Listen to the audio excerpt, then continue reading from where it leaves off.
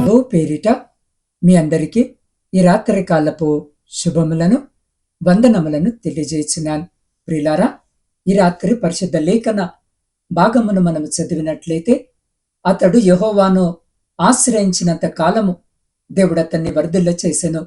దినవృత్తాంతములు 2వ గ్రంథము 26వ అధ్యాయము 5వ వచనం. ప్రియ సహోదరి సహోదరులారా, ఈ రాత్రి వాక్య ధ్యానములోనికి వెళ్లే ముందు తలలు వంచి చిన్న ప్రార్థన చేసుకుందాం. మహాపరిశుద్ధుడైన మా పరలోకపు తండ్రి, ఈ రాత్రి కాల సమయంలో మీ పాద సన్నిధికి వస్తున్నాం. గడిచిన పగలంతా మీ కృపలో మమ్మల్ని కాపాడి, అయా ఈ సమయంలో మీ వాక్యాన్ని విని మిమ్మల్ని స్తుతించే భాగ్యాన్ని మాకిచ్చినందుకు వందనాలు. ప్రభువా, ఈ రాత్రి మీ వాక్యము ద్వారా మాతో మాట్లాడండి. యెహోవాను ఆశ్రయించినంత కాలము ఉజ్జియాను వర్ధిల్ల చేశావు అని మేము చదువుతున్నాము. అదే ఆశీర్వాదము మా జీవితాల్లో కూడా నెరవేరాలని ప్రార్థిస్తున్నాం. మా హృదయాలను తెరిచి మీ స్వరాన్ని వినేలా సహాయం చేయమని యేసు పరిశుద్ధ నామములో అడిగి పొందుకొని ఉన్నాము తండ్రి, ఆమెన్. ప్రియులారా, ఈ రాత్రి మనము ధ్యానించబోయే వాక్య భాగము, యెహోవాను ఆశ్రయించినంత కాలము దేవుడతన్ని వర్ధిల్ల చేసెను అన్న వచనముల ప్రకారము, యూదా రాజులలో ఒకడైన ఉజ్జియా కేవలము 16 ఏళ్ల వయసులో సింహాసనాన్ని అధిష్ఠించాడు. ఒక చిన్న వయసులోనే అంత పెద్ద రాజ్యాన్ని నడిపించడము ఎలా సాధ్యమైంది? అతని విజయ రహస్యము ఒకటే, దేవుణ్ణి వెతకడము. ఈ వాక్యము మనకు 3 ముఖ్యమైన సత్యాలను నేర్పుతుంది. మొదటిది, మనము దేవుని మీద ఎంతకాలము ఆధారపడతామో అంతకాలము ఆయన మన పక్షాన ఉంటాడు. రెండవది, వర్ధిల్లడం అంటే కేవలము డబ్బు మాత్రమే కాదు, సమాధానము, రక్షణ మరియు దేవుని తోడుపాటు. చివరిది, ఉజ్జియా ఎప్పుడు దేవుణ్ణి విడిచిపెట్టాడో అప్పుడే అతని పతనము మొదలైంది. అవును ప్రియులారా, సర్వ సృష్టికి కారణభూతుడైనటువంటి దేవుణ్ణి ఆశ్రయించే వారందరూ వర్ధిల్లుతారు. వారి వారి కార్యములలో వారున్నత శిఖరాలను అధిరోహిస్తారు. వారి జీవితము అద్భుతముగా మారుతుంది. వారు క్షేమముగా ఉంటారు. ఈ లోకములో జీవించినంత కాలము మనుషులు బ్రతకాలి అంటే, వారు తమ కుటుంబాన్ని పోషించాలి అంటే వారు ఇదొక పని చేస్తూనే ఉండాలి. వారు పని చేసినంత కాలము వారికి ఏ కొదువ ఉండదు, ఏ లోటు రాదు. మనము చూడవచ్చు, కొంతమంది మేము ఆ రోజుల్లో ఎంతో గొప్పగా జీవించాము, ఇప్పుడైతే మా పరిస్థితి దయానీయంగా ఉంది, దానికి కారణము నా ఉద్యోగము పోయింది, నా వ్యాపారంలో నష్టము వచ్చింది, నాకు సరిగ్గా పనులు లేవు, ఇలాంటి మాటలు మనము వింటుంటాం. అంటే మన స్థితి ఎప్పుడు అలానే ఉండాలి అంటే మనము నిత్యము పని చేస్తూ ఉండాలి అంటే ఇది కొంతసేపు ప్రామిస్ కాదు, నిత్యము చేయాల్సినటువంటి పని. అదే విధముగా దేవుని ద్వారా మనం ఆశీర్వాదము పొందుకోవాలి అంటే ఒక్కసారి యేసయ్య అంటే సరిపోదు. బాప్తిస్మము తీసుకున్నాము కదా, ఇక మా జీవితము మారిపోయింది అని అనుకోవద్దు. దేవుని నమ్ముకున్నాము కదా, మా బ్రతుకులు మారిపోతాయని పొరపాటు పడద్దు. మన జీవితము మారాలి అన్నా, మనము క్షేమముగా ఉండాలి అన్నా, ఆనందముగా జీవించాలి అన్నా, దేవునితో నిత్యము మనము కొనసాగాలి, ఆయనతోనే మనము జీవించాలి, ఆయన చెప్పిన విధముగా మనము నడుచుకోవాలి. ప్రియులారా, కొన్ని బ్యాంకులు ఉంటాయి, దానిలో మనము అకౌంట్ తీసుకొని ఉంటే సరిపోదు. దానిని కొన్ని నెలలు మనము వాడకపోతే ఆ అకౌంట్ని మూసివేస్తారు. కనీస బ్యాలెన్స్ మనము దాంట్లో ఉంచాలి, అప్పుడే మనము దాని ద్వారా లాభము పొందుతాం. ప్రియులారా, మొబైల్ రీఛార్జ్ కూడా అంతే కదా. రీఛార్జ్ ఆపితే 3 నెలల తర్వాత మన నంబర్ ఉండదు, కనెక్షన్ కట్ చేస్తారు, వేరే వారికి మన నంబర్ని ఇచ్చేస్తారు. అదే విధముగా మనము దేవుని నుండి నిత్యమైన సహాయము పొందుకోవాలనంటే ఆయనను నిత్యము ఆశ్రయించాలి. ఈ లేఖన భాగములో దేవుని ఆశ్రయించి వర్ధిల్లుతున్నది ఎవరు అంటే రాజుగా ఉన్నటువంటి ఉజ్జియా. ఈ ఉజ్జియాకు 16 సంవత్సరములు ఉన్నప్పుడే రాజుగా నియమింపబడ్డాడు. తన తండ్రి అమజ్యా నిద్రించిన తర్వాత ఉజ్జియాను రాజుగా ప్రకటించారు. ఆలోచించండి, ఆ వయసులో రాజుగా ఉన్నటువంటి అతనికి ఏమైనా జ్ఞానము ఉంటుందా? 16 సంవత్సరాలంటే ఈ రోజులో 10వ తరగతి లేదా ఇంటర్ చదివే పిల్లల లాంటివాడు. ఉజ్జియా అటువంటి వ్యక్తి వర్ధిల్లాడు అని వాక్యము సెలవిస్తుంది. దానికి కారణము కూడా వాక్యములో చాలా చక్కగా చెప్పబడింది. అతడు తీసుకున్నటువంటి మంచి నిర్ణయం ఏంటి అంటే దేవుణ్ణి ఆశ్రయించాడు. నాకు 16 సంవత్సరాలే కదా అని తన బంధువుల సలహాలు కోరలేదు. నేను చిన్నవాడినే కదా అని స్నేహితులను పిలుచుకోలేదు, లేదా మరెవరినో ఆశ్రయించలేదు. సజీవుడైన దేవుణ్ణి ఆశ్రయించాడు. అతడు ఆశ్రయించి ఉన్నంత కాలము కూడా అతను వర్ధిల్లుతూనే ఉన్నాడు. అనగా తాను యుద్ధము చేస్తే యుద్ధములో గెలుస్తున్నాడు. తన రాజ్యములో తన ద్వారా తీసుకునే నిర్ణయాల వలన ప్రజలు ఆనందముగా ఉన్నారు. ఎటువంటి ఓటములు లేకుండా, దేశంలో ఏ కరువు రాకుండా అద్భుతముగా పాలన కొనసాగిస్తున్నారు. దానికి కారణము ఏంటి అంటే బహుశా దేవుణ్ణి ఆశ్రయించడం వల్లనే.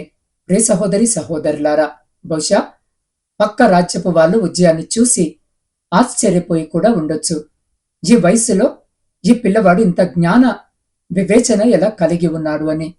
ఈ రాత్రి ఈ మాటలు వింటున్న ప్రియ సహోదరి సహోదరుడా, నీవు కూడా దేవుని ఆశ్రయిస్తే ఆశ్రయించినన్ని రోజులు నీ జీవితం కూడా అద్భుతముగా ఉంటుంది. నువ్వెంత బలహీనమైన పరిస్థితుల్లో ఉన్నా సరే, నువ్వెంత పేదరికంలో జీవిస్తున్నా సరే, నీకెటువంటి అనారోగ్యం ఉన్నా సరే, దేవుని ఆశ్రయించినన్ని రోజులు నీకెటువంటి డోకా లేదు. ఆయనే అన్ని చూసుకుంటాడు. ఆయనే అన్ని సరిచేస్తాడు. అనుదినము నీ ఆయుష్ను పొడిగిస్తాడు. నీకు కావలసిన ఆహారమును ఆయనిస్తాడు.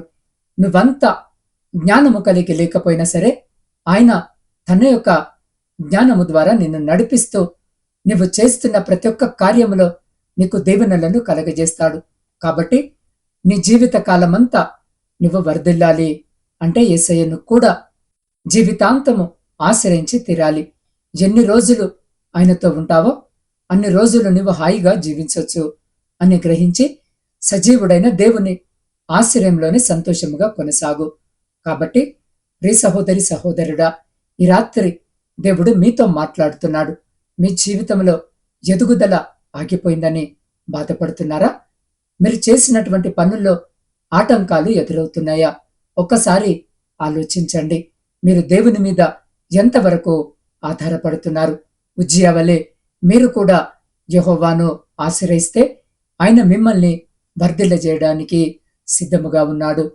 ప్రభువా, నా స్వశక్తి మీద కాకుండా ఇకపై నీ మీద ఆధారపడతాను అని ఎవరైతే తీర్మానము చేసుకుంటారో వారు మీ హృదయములను దేవునికి అప్పగించి మీరున్న స్థితిలోనే వీలైతే మోకరించి లేదా నిలుచుండి మీ హృదయంపై మీ కుడి చేతిని వేసుకుని లేదా మీ 2 చేతులు ఆకాశము వైపుకెత్తి నాతో ఈ స్తుతి ఆరాధనలో పాలు పంచుకోండి. నా ప్రాణ ప్రియతముడా నా యేసయ్యా, నీ పాద చెంత చేరితే ఎంతో నెమ్మదయ్యా. లోకమంతా నన్ను విడచి వెళ్ళినా నీ కౌగిలిలో నన్ను దాచి కాపాడినవయ్యా. నీవు లేక నేనుండలేనయ్యా.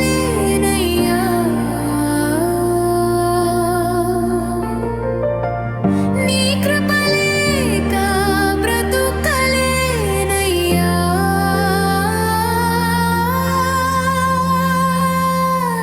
కన్నీటి లోయలలో నేను నడచిన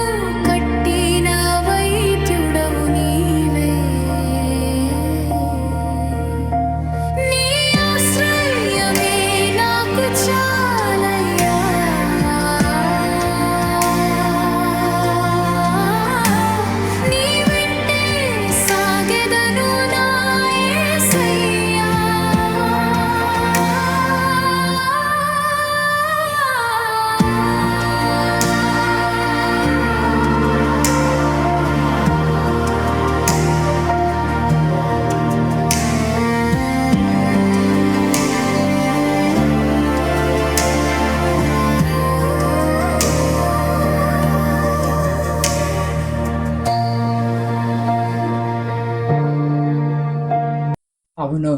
ప్రియ సహోదరి సహోదరుడా, ఈ రాత్రి వాక్యము విన్న నీవు దేవుని ఆశ్రయించినట్టయితే ఆయన నిన్ను నడిపించేటటువంటి దేవుడు. కాబట్టి అటువంటి పరిశుద్ధమైన నడిపింపు కలిగి ఉండే జీవితాలు మనము కలిగి ఉండులాగున ఈ సమయంలో మీరున్న స్థితిలోనే తలలు వంచి మరొక నిమిషము నాతో పాటు ప్రార్థనలో ఏకీభవించండి. పరిశుద్ధుడా, ప్రేమ నమ్మకము కలిగిన మా ప్రియ పరలోకపు పరమ తండ్రి, మీ శ్రేష్టమైన ఉన్నతమైన జీవము కలిగిన నామమును బట్టి స్తుతులు స్తోత్రాలు వందనాలు. అయ్యా, ఈ రాత్రికాల సమయం మీ అద్భుతమైన లేఖన భాగం ద్వారా మీరు మాతో మాట్లాడి మా హృదయాలను స్థిరపరిచి బలపరిచి అయ్యా ధైర్యపరిచినందుకై మీకే కృతజ్ఞత వందనాలు. తండ్రి, వినిపించిన వాక్యము మా హృదయాల్లో ఫలించునుగాక. ఈ రాత్రి మేము ఒక నూతన తీర్మానము తీసుకొని ముందుకు వెళుతున్నాం. మా వ్యాపారాల్లో, మా ఉద్యోగాల్లో, మా కుటుంబాల్లో మేము మిమ్మల్ని ఆశ్రయించేలా కృప చూపండి. ఉజ్జియాను వర్ధిల్ల చేసిన దేవుడు మమ్మల్ని కూడా దీవించి మా సరిహద్దులను విశాలపరచండి. ఈ రాత్రి నెమ్మదిని ప్రసాదించమని నీ పాద సన్నిధిలో వేడుకొనిచున్నాం. దేవా, ఈ రాత్రి ప్రయాణాలు చేస్తున్న ప్రతి బిడ్డ ప్రయాణమును జ్ఞాపకము చేసుకుని క్షేమకరమైన ప్రయాణము దయచేయండి. వ్యవసాయదారులను జ్ఞాపకము చేసుకోండి. వారు చేస్తున్న పనంతటిని ఆశీర్వదించండి. ఉద్యోగము లేని ప్రతి బిడ్డకు ఉద్యోగము దయచేయండి. ప్రాముఖ్యంగా విద్యార్థుల కొరకు ప్రార్థిస్తున్నాం. బిడ్డలు పరీక్షల కొరకు సిద్ధపడుతూ ఉండగా, పరీక్షలు రాస్తూ ఉండగా బిడ్డలతో మీరుండండి. అయ్యా, గడిచిన సంవత్సర కాలమంతా బిడ్డలు కష్టపడి చదివిన ప్రతి అంశమును పరీక్షలలో సరైన విధముగా వ్రాసి విజయము పొందుకొనుటకు కృప చూపండి. బిడ్డలతో పాటు పరీక్షా హాల్లో మీరుండండి. మొదటి ప్రశ్న మొదలుకొని చివరి ప్రశ్న వరకు నా తండ్రి ఆలోచన కలిగి వారు చదివిందంతా కూడా జ్ఞాప్తికి తెచ్చుకొని సరైన విధముగా పరీక్షా పత్రములో వ్రాయుటకు మీ కృప చూపి అయా శ్రేష్టమైనటువంటి ఫలితాలను బిడ్డకు దయచేయమని వేడుకొనిచున్నాం. ఈ సమయమంతా బిడ్డలకు మంచి ఆరోగ్యాన్ని కూడా దయచేసి కుడికి గాని ఎడమకు గాని తొలగిపోకుండా బిడ్డలను మీరే చేపట్టి ముందుకు నడిపించమని వేడుకుంటున్నాం. దేవా, ఈ రాత్రి ప్రాముఖ్యంగా గర్భఫలములు లేని ప్రతి బిడ్డ కొరకు ప్రార్థిస్తున్నాం. బిడ్డల గర్భాన్ని ముట్టండి, గర్భఫలము దయచేయండి. ఆర్థిక సమస్యలు, అప్పుల భారముతో నలిగిన స్థితిలో కన్నీరు కారుస్తున్న ప్రతి బిడ్డ జీవితంలో నుండి, కుటుంబంలో నుండి ప్రతి ఆర్థిక లేమిని కొట్టిమేయండి. ప్రతి అప్పుల భారమును తొలగించి కుటుంబంలో ఆర్థిక సమృద్ధిని కలిగించమని వేడుకొనిచున్నాం. సైన్యములో ఉండి దేశాన్ని కాపాడుతున్న ప్రతి సైనికుని జ్ఞాపకము చేసుకోండి. బిడ్డలకు తోడుండండి. వారి చుట్టూ మీ అగ్ని కంచె వేసి ప్రతి శత్రు, ప్రతి అపాయం నుంచి మీరే బిడ్డల్ని కాపాడి వారిని, వారి కుటుంబాలను మీ బలమైన రెక్కల చాటున భద్రపరచమని వేడుకొంచున్నాం. దేవ, కుటుంబ పోషణకై కుటుంబాలను వదిలి పరాయి దేశములో ఇదిగో నా తండ్రి పనులు చేసుకుంటున్న ప్రతి బిడ్డను జ్ఞాపకం చేసుకోండి. అయ్యా, బిడ్డలు పడుతున్న కష్టాన్ని చూస్తున్న దేవుడవు అంటున్నావు. బిడ్డలు పడుతున్నటువంటి వేదనను చూస్తున్న దేవుడవు అంటున్నావు.